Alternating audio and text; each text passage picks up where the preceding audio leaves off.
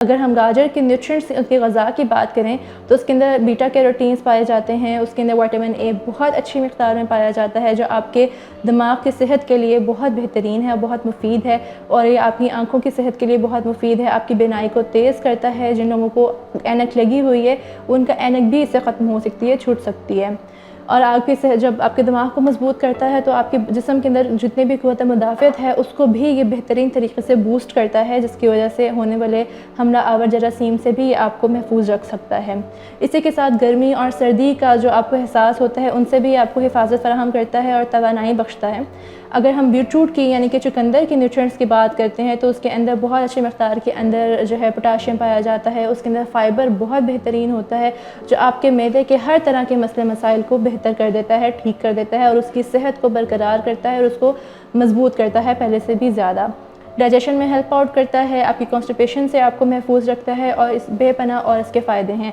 अगर हम स्किन की बात करें, अगर आपकी स्किन के ऊपर जिल्द के ऊपर काले धब्बे हैं, निशानात हैं, तो ये उनको भी ख़त्म करता है, आपको ग्लो फ़राहम करता है, एक शाइन देता है।